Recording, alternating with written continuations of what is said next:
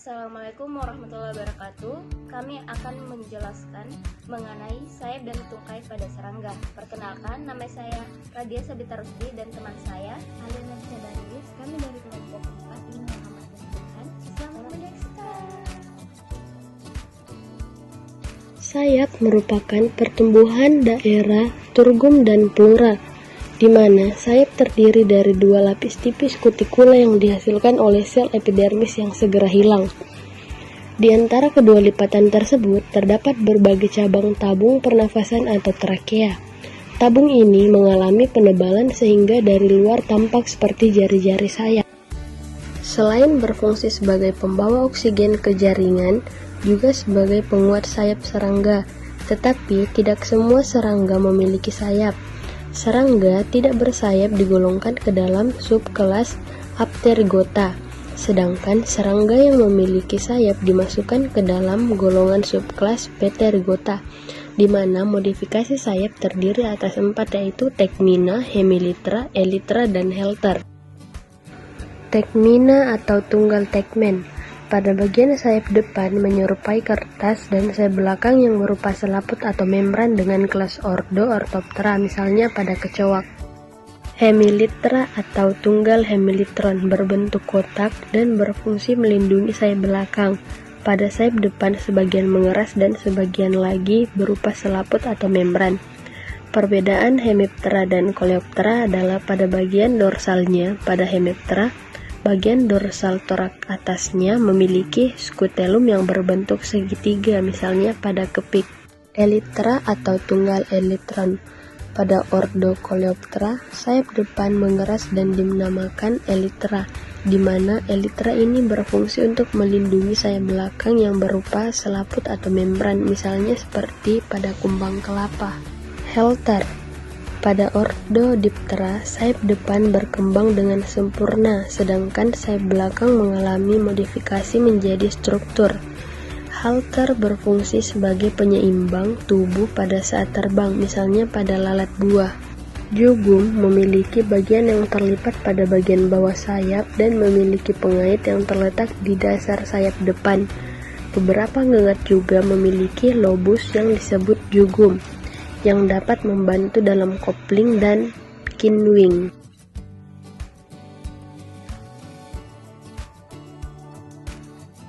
Tungkai-tungkai toraks serangga bersklerotisasi atau mengeras, dan selanjutnya dibagi menjadi sejumlah ruas. Secara khas terdapat 6 ruas pada kaki serangga. Ruas yang pertama yaitu koksa, yang merupakan ruas dasar. Trochanter 1 ruas kecil atau biasanya 2 ruas. Sesudah koksa, femur biasanya ruas pertama yang panjang pada tungkai.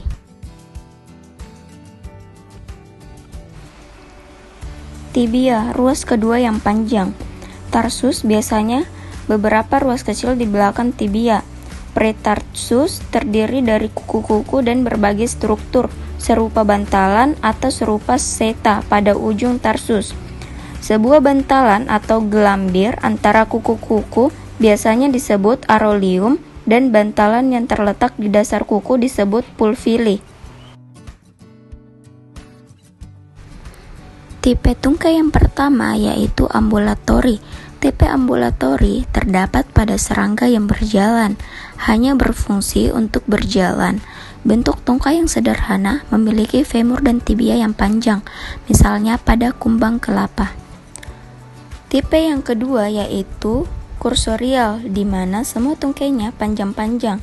Tungkai jenis ini digunakan untuk berjalan cepat atau berlari, misalnya pada kecoak. Tipe yang ketiga yaitu tipe fusorial, di mana tungkai depannya lebih pendek daripada tungkai belakang dan tengahnya. Tipe tungkai ini digunakan untuk menggali tanah, misalnya pada anjing tanah.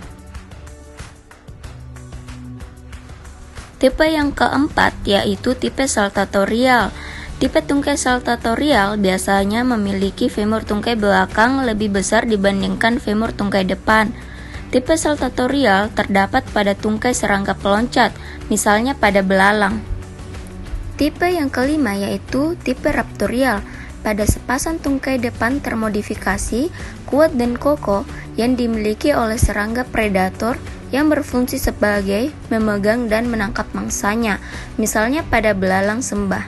Tipe tungkai yang terakhir yaitu tipe natatorial, di mana tipe ini terdapat pada serangga perenang. Femur dan tibianya lebih lebar dan kuat, karena kekuatannya digunakan untuk berenang dan mendayung. Pasangan tungkai tengah dan belakang bentuknya pipi, dan pada bagian tepinya terdapat rambut-rambut kasar, misalnya pada kumbang air. Ya, itulah tadi penjelasan dari kami berdua tentang sayap dan tungkai pada bagian serangga.